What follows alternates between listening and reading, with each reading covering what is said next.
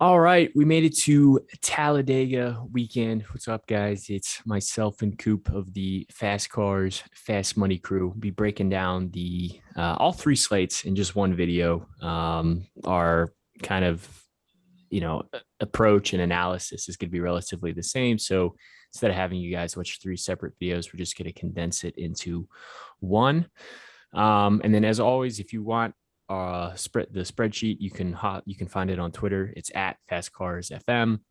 If you want to show support to the channel, liking this video really means a lot and really helps with the YouTube algorithm. And if you're new here and if you like the content that we put out, subscribing really means a lot to us. But we'll start with you, Coop. Why don't you walk us through some of the kind of initial thoughts and race preview for the three DFS slates this weekend? Sure. Well, we're racing at a super speedway, Talladega, so it's a little different than Daytona, but a lot of the principles and the strategy that we have behind how we're playing our lines is very similar. In Daytona, it's almost a guaranteed big one, and you're almost guaranteed a lot of wrecks. Talladega is a little different. So in the super speedways, you always want to stack the back, but I'm not opposed to being a little risk averse and getting some of those top drivers, maybe one or two playoff drivers or one playoff driver, a mid driver, somewhere between 12 and 24, and then stacking four of the back drivers. A lot of times, for whatever reason, at Talladega, the big one happens very late in the race. A lot of times on the last lap, we've seen that recently. And I'm not as scared of the big one as I am at Talladega, but it's definitely going to dictate how I play this weekend. So I think you have to be aware of it and cautious of it, but not totally scared of it that you don't play a top tier driver that might win the race. And I think that's the big question is, when does it happen? Does it happen? How does it happen? And who's involved in it? So Talladega is always a really fun race to watch. And with the super speedways, another thing that I like to do is I always like to use a randomizer and play a random line and just have a little fun with it too.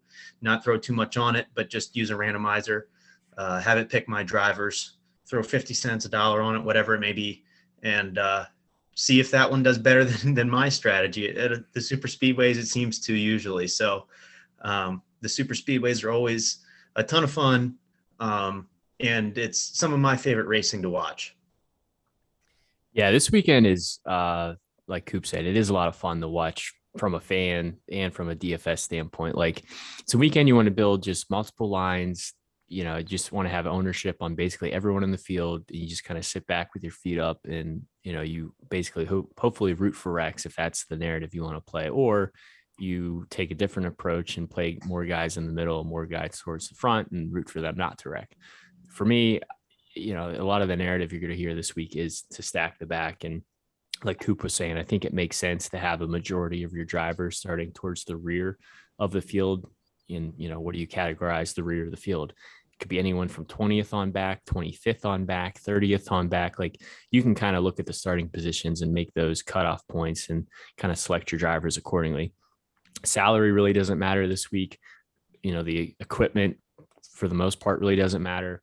The only thing that really matters, I would say, is playing the ownership game. So if you know that a lot of the field's going to be on one driver, like maybe pivot off of that driver because he is just as high of a chance as the next guy to potentially wreck out. And if you can avoid some of those higher owned plays or pivot off of the ones that do bust, usually it'll be a pretty good day for you. So with that being said, let's visually show you, I guess, with the truck series, the Xfinity series, and the Cup series, relatively kind of where our interest lays and maybe a couple of drivers that we like. But start with the truck series. I'll let you start, Coop, but just for starters, you can kind of see like all the guys starting towards the front, we have low interest to, and then all the guys in the back, relatively high interest to. With the approach and the narrative that we just talked about, if there are wrecks, I'd rather play guys in the back who can move forward and get me positive place differential points than playing guys up towards the front that, even though they might be in equipment and we're up there all day long, if they wreck with 10 laps to go and finish 28th or 30th, that's going to be negative points for your line. And most likely that's going to take you out of cashing in a tournament. But what about you, Coop? What's kind of your approach for the truck series race here? Is there any drivers particularly that kind of stand out to you? And well, I'll go back to the approach a little bit. There is a distinction between GPPs and cash games. I'm not afraid to stack some of the front. I don't want to say stack, but play more of those front drivers in GPP as opposed to cash. And if I'm in a cash or a double up tournament, I'm definitely stacking the back and looking for more of that place differential, that safer play where I know that there's going to be higher ownership in those particular contests. But really, it's like you said, it's pretty random. The big one could affect anybody at any time. Rich was not able to make it on the podcast today, but he did want me to relay each of his favorite plays for each of the races, and his favorite was Lawless Allen this week at 8,100 there. And pricing again doesn't really matter.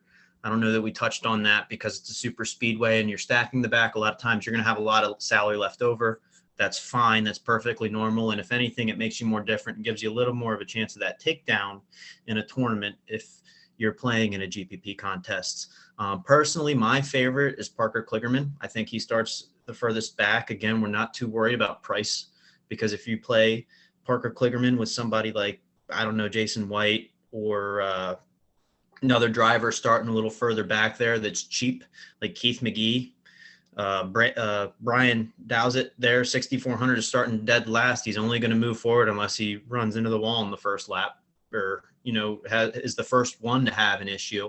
So you can play a lot of those guys, plug them into your line, and then maybe mix them up with somebody like a Grant Enfinger starting 17th or somebody that is in a regular race likely to get a top 10, has a chance at a top 15, and really has that finishing potential for you.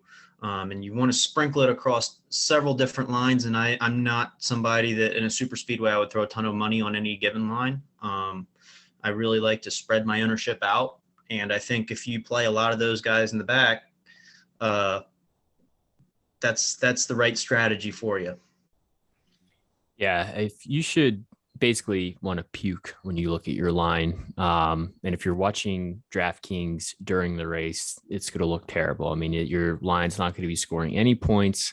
And the only way it's going to work is if there is a wreck. But we know when you come to these tracks, the chances of there being a wreck, of there being a big one, are so much higher than all the other tracks that we go to. And with the draft, the field is always constantly together.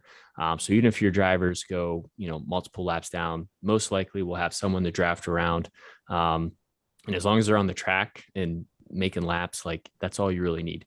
I would say the two drivers that I would be a little concerned about, I'm still not eliminating them from our player pool, but just if you're only building a few lines, I would probably avoid Jennifer Jo Cobb and Norm Betting, only because their equipment is significantly slower than the rest of the field. So you run the risk of them potentially losing the draft and maybe even getting black flagged by NASCAR, and NASCAR would park them for the day. Everyone else should have good enough speed to, basically continue to run around. But as far as some guys who I think are going to be high owned back here, I know it's Coop's favorite play, but Parker Kligerman, he's going to carry a ton of ownership. Tyler Ankrum is probably another guy that's going to carry a lot of ownership. Like any of the cars that are good equipment in the back, those are going to be the high owned plays. So I'm not telling you to get off of them, but if you're building multiple lines, like make sure you're building some lines, with those drivers and then some without as well. But let's go to the Xfinity series. So as you can see from the truck series to the Xfinity series, approach is very similar. You're going to see a lot of the guys up front are low interest. A lot of the guys in the middle are medium, and a lot of guys in the back are high interest. So again, you want to really focus probably 3-4 of your drivers, probably starting towards the rear. And like Coop was saying, take a couple of risks and grab a couple of guys who do start a little bit closer to the front with the kind of, approach basically, and the assumption that there is going to be a big wreck, because if there isn't a big wreck, then playing all these guys in the back isn't going to work out. So we're just going to root for wrecks, and hopefully some of these back marker cars will work out. But as far as the back marker cars go, Coop, did Rich have a favorite play for the Xfinity series? His favorite play was JJ Yaley in the Xfinity series. Obviously has experience in the Cup series and has shown that in the Xfinity series, even though he's consistently starting in the back because he's not a regular driver for the Xfinity series, he always moves up. And I think that that experience will serve him well. I will also say that if we scroll up to the top, Andrew, a driver that we are super high on, and it's actually Rich's favorite for the Cup Series, is Justin Haley. He is a very, very good super speedway racer. He has a lot of success at Daytona that doesn't always translate to Talladega, but in the Xfinity series, I certainly think it can. And because he's starting eighth, I think you might be able to get a little lower ownership on him than you might normally see.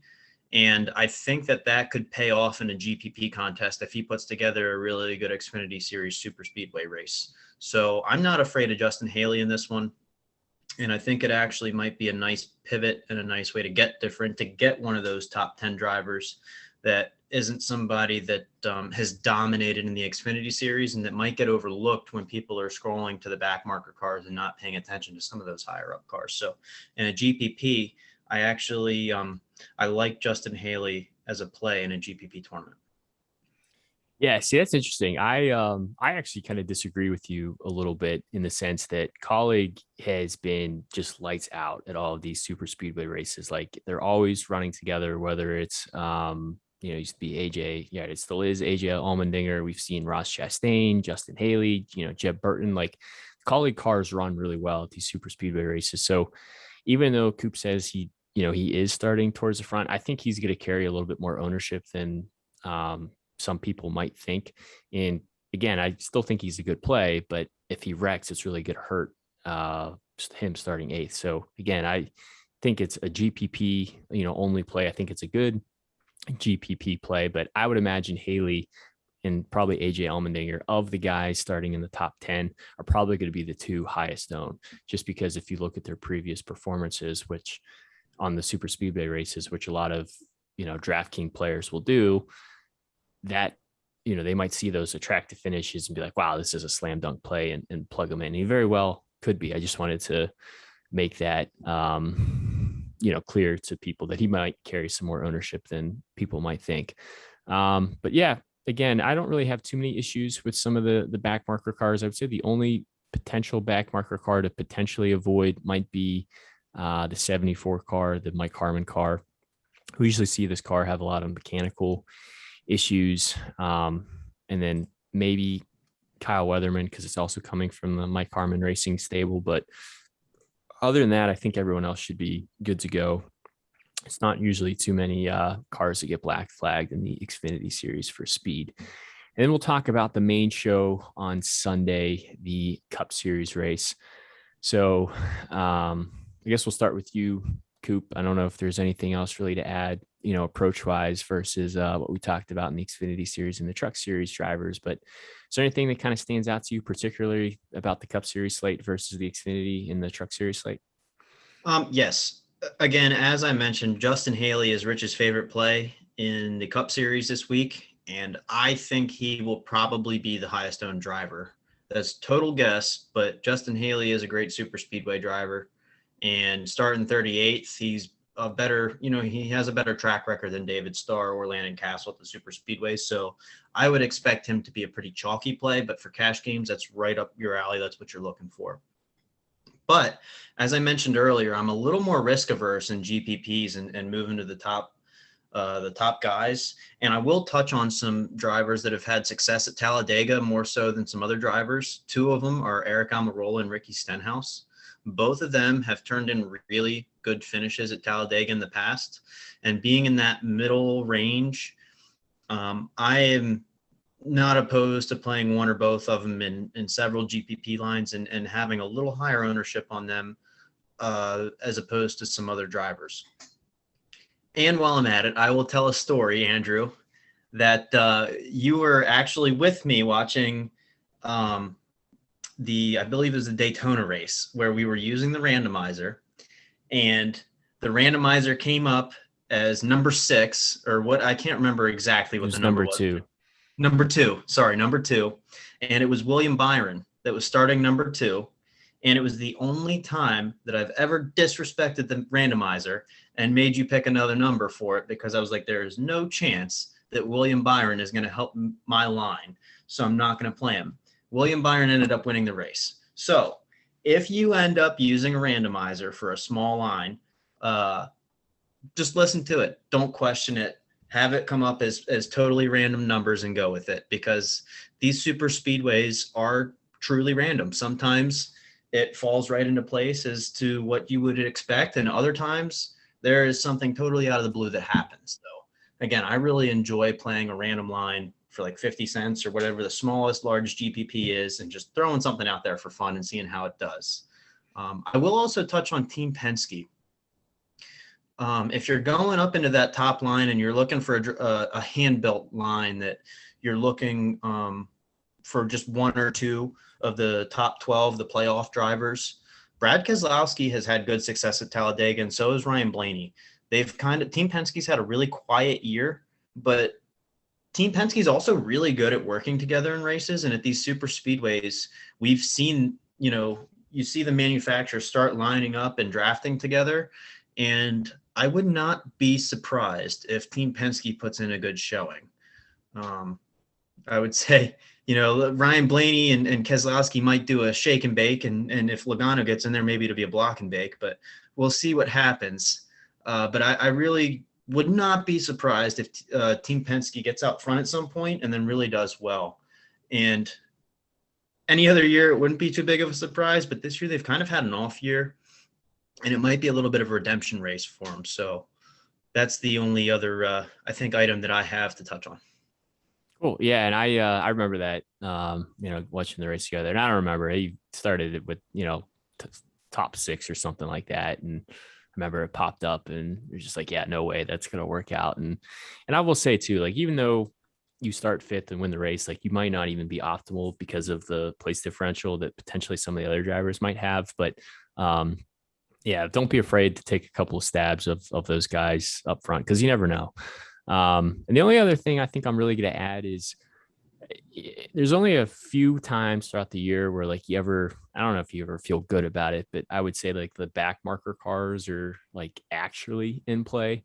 Like, no one's going to play Cody Ware. No one's going to play BJ McLeod. No one's going to play Balicki. No one's going to play Huff, Gase, Smithley, maybe Starr to an extent. But I wouldn't build a line like with all of them, but maybe grab like one or two of them if you are building multiple lines. Like, their ownership is going to be significantly low because no one wants to play those guys. Because if you look at their finishes at all the other tracks, they're terrible.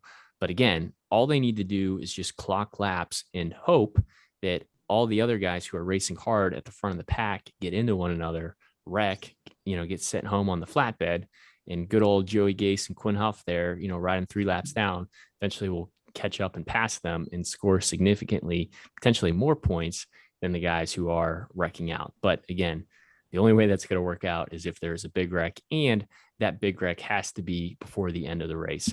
Like Coop was saying, recently we've seen some of the super speedway races where they get in line, they ride around, they kind of play nice, and at the end they go for it, but they're wrecking with like 1 lap to go. It's a green, white checker or something. And at that point, like, these back marker cars are still too far behind. They can't make those laps up, even with the guys who do wreck out. But yeah, I just wanted to add that in there, that don't be afraid if the randomizer says, hey, play Quinn Huff, like, don't pivot off of it. Just stick to your guns there. And it's a good ownership play. But I think Allgaier is going to carry a lot of ownership. I think Haley's going to carry a lot of ownership. I think Castle's going to carry a lot of ownership. Probably Newman, Cole Custer, maybe, like, all the guys who are in good quality cars in the back, they're probably going to be the highest owned this week. So I'm not saying, fade those guys, but if you're building multiple lines, like, take a couple pivots. It might only be 1 pivot, but just take a couple pivots off of those high owned plays and sit back and, root for some wrecks. So anything else you really want to add, Coop, before we hop off? I know this is a little bit different doing all 3 videos in one, but anything else you wanted to add? You can find us on Twitter at FastCarsFM. You can ask questions below on our YouTube channel or there. We're more than happy to help you in any way we can, and give you any thoughts that we have on the races. And best of luck, everyone. We really hope that somebody takes down the tournaments. Yeah, best of luck, everybody, and enjoy the races this weekend. And hopefully you'll be rooting for Rex like we are.